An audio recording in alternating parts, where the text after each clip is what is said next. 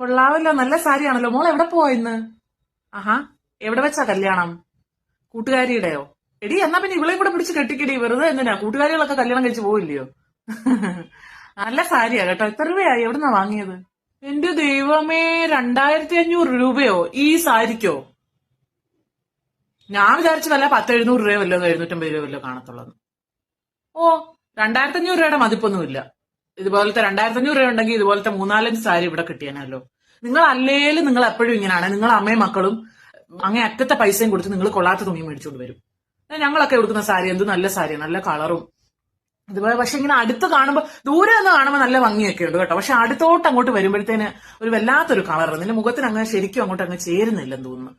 എവിടെയെങ്കിലും പോവുക അല്ലെ കല്യാണമൊക്കെ ഉള്ള ദിവസം തലയിൽ നല്ലതുപോലെ എണ്ണ വെച്ചിട്ട് വേണം കുളിക്കാന്.